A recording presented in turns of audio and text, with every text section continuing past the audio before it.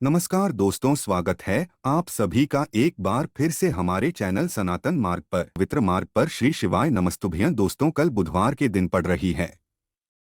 इस पितृ पक्ष की प्रदोष की तिथि और प्रदोष की तिथि समर्पित होती है महादेव को प्रसन्न करने के लिए। अगर हम इस दिन कुछ विशेष उपाय करते हैं तो इससे हमारी किसी भी प्रकार की मनोकामना को परिपूर्ण किया जा सकता है, हमारे पितरों को प्रसन्न किया जा सकता है। अगर हमारे शरीर में किसी भी प्रकार की बीमारी हो गई या फिर हमारा व्यापार बिजनेस अच्छे से चल नहीं रहा है, हमें व्यापार में लगातार हानि हो रही है, हमारी नौकरी सही से नहीं चल रही है, घर में लगातार लड़ाई झगड़ा हो रहा है, पितरों के प्रसन्न न रह पाने की वजह से हमें अपने जीवन में सुख, समृद्धि तथा वैभव की प्राप्ति नहीं हो पा रही है, तो पूज्य गुरुजी द्वारा बताए गए 3 बहुत ही खास उपाय आपको इस प्रदोष की तिथि में जरूर करना चाहिए। तो चलिए जानते हैं इन विशेष उपायों के बारे में। लेकिन उससे पहले एक प्रार्थना, अगर आप चैनल पर नए हैं तो कृपया चैनल को सब्सक्राइब अवश्य कर लो। देखिए, इस वीडियो में हम लोग पूज्य गुरुजी द्वारा बताए गए 3 बहुत ही खास उपायों के बारे में जानेंगे। पहला उपाय उन लोगों को करना है जिनकी ऐसी कोई विशेष मनोकामना है जो बहुत दिनों से परिपूर्ण नहीं हो पा रही है। वो बहुत सारे व्रत कर चुके हैं, बहुत उपाय कर चुके हैं, यहाँ तक कि पशुपतिनाथ का भी व्रत कर लिया है, लेकिन उनकी मनोकामना नहीं परिपूर्ण हो पा रही है। तो पहला उपाय ऐसे लोगों को करना है। दूसरा उपाय उन लोगों को करना है जिनके शरीर में कोई भारी रोग हो गया है, कोई बीमारी हो गई है लेकिन उनका रोग नहीं ठीक हो पा रहा है, तो उन्हें दूसरा उपाय करना है। और तीसरा उपाय उन लोगों को करना है जिनके जीवन में पितृदोष चल रहा है, पितरों की वजह से नहीं उनके जीवन में सुख शांति है, न ही उन्हें धन प्राप्त हो पा रहा है, न ही उनका व्यापार अच्छे से चल रहा है। तो ऐसे लोगों को पितरों को प्रसन्न करने के लिए तीसरा उपाय करना चाहिए।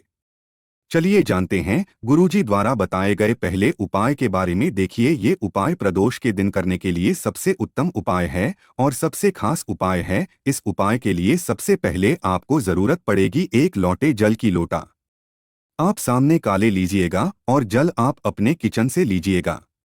आपके किचन में मटका, आरो या बाल्टी जो कुछ भी रखा हो वहीं से जल ले लेना है। पीसी के साथ आपको एक बेलपत्र ले लेनी है, क्योंकि बेलपत्र का वृक्ष माता पार्वती के आंसुओं से उत्पन्न हुआ है। इसलिए बेलपत्र से कोई भी उपाय हम करते हैं तो वो महादेव को अतिशीघ्र प्रसन्न करता है।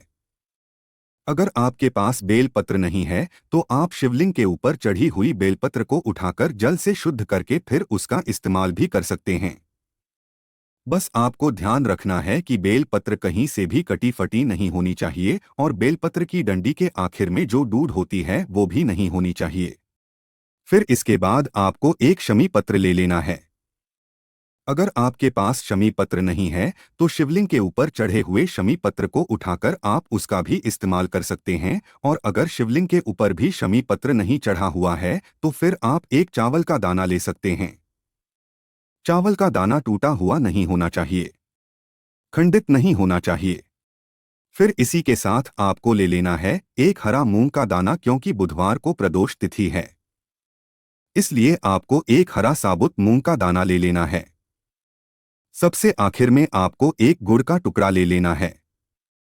अब ये सारी सामग्री लेकर आपको पहुंच जाना है शिवालय। देखिए, गुरुजी ने कहा कि प्रदोष की तिथि में अगर हम लोग प्रदोष काल के समय कोई उपाय करते हैं तो ये हमारे महादेव को बहुत ही प्रिय होता है। प्रदोष काल के समय साक्षात महादेव शिवलिंग में विराजमान होते हैं, इसलिए आप प्रदोष काल के समय में ही ये उपाय करिएगा। प्रदोष काल के समय के बारे में अगर आप लोगों को जानकारी नहीं है तो जान लीजिए, शाम को जब सूर्यास्त होते हैं तो उससे 45 मिनट पहले का समय और 45 मिनट बाद का समय, यानी ये जो 1.5 घंटे का समय होता है, यही प्रदोष काल का समय कहलाता है।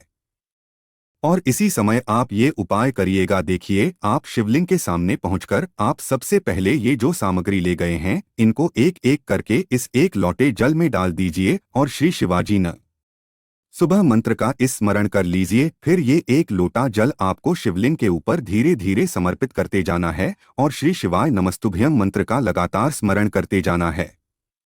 पूज्य गुरुजी ने कहा कि जल आपको इतने धीरे समर्पित करना है कि जल्द समर्पित करते करते आप कम से कम 11 बार मंत्र का जाप जरूर कर लें।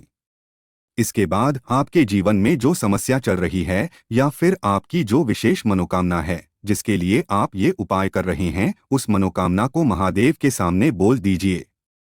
चाहे धन प्राप्ति से संबंधित मनोकामना हो या फिर व्यापार को अच्छे से चलाने के लिए मनोकामना हो या फिर आपकी नौकरी नहीं लग रही है तो नौकरी के लिए आपकी मनोकामना हो या फिर आपके विवाह के लिए मनोकामना हो, तो जिस प्रकार की भी आपकी मनोकामना है उसे मनोकामना का स्मरण करके और फिर वापस अपने घर आ जाएं। पूज्य गुरुजी ने कहा कि अगर हम इस पितृपक्ष में पड़ने वाले प्रदोष की तिथि में यह विशेष उपाय कर लेते हैं तो महादेव हमसे अति शीघ्र प्रसन्न होकर हमारी समस्त मनोकामना को बहुत ही जल्द परिपूर्ण कर देते हैं। बस आपको ध्यान रखना है कि आप अपनी एक ही मनोकामना बोलेंगे।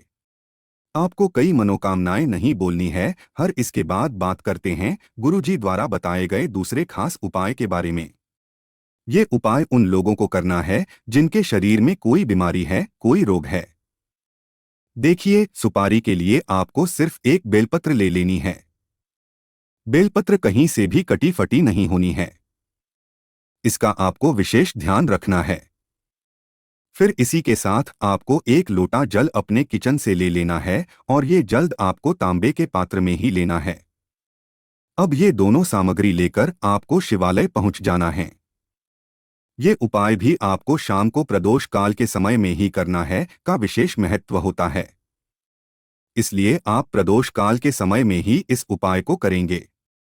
देखिए, अच्छी वाले पहुंचकर आप सबसे पहले एक काम करेंगे। जो एक बेलपत्र लेकर गए हैं उस बेलपत्र को आप अपने हाथ में रखिए और आपके शरीर में या फिर आपके घर के किसी सदस्य के शरीर में कोई बीमारी है तो उस बीमारी को दूर करने के लिए आप कल्याणेश्वर महादेव से प्रार्थना कर लीजिए।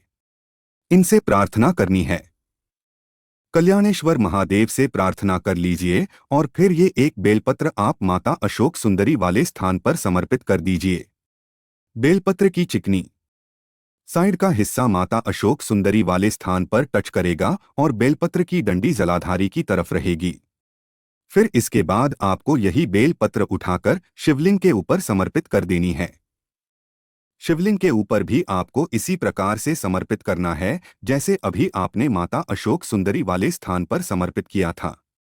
शिवलिंग में समर्पित करते हुए भी आपको कल्याणेश्वर महादेव का स्मरण कर लेना है और अपनी बीमारी दूर करने के लिए प्रार्थना कर लेनी है।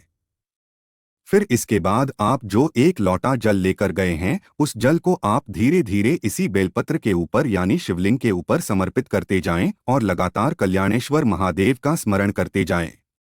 फिर जलाधारी से जो जल नीचे गिर रहा है उस जल को आप किसी प्रपत्र में एकत्र कर लीजिए। आप इस जल उठाकर कल्याणेश्वर महादेव से इस जल को औषधीय स्वरूप मांग लीजिए।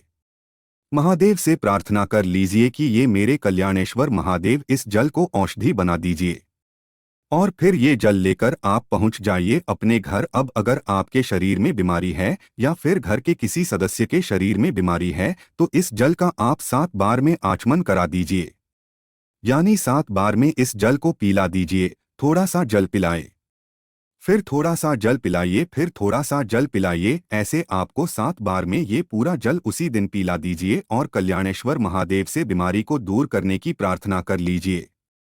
पूज्य गुरुजी ने कहा कि अगर हम प्रदोष की तिथि में यह विशेष उपाय कल्याणेश्वर महादेव का स्मरण करते हुए कर लेते हैं तो हमारे शरीर में चाहे जैसा भी रोग हो उससे हमें आराम अवश्य ही मिलती है। तो ये उपाय आप एक प्रदोष भी कर सकते हैं या फिर 5 प्रदोष लगातार कर सकते हैं।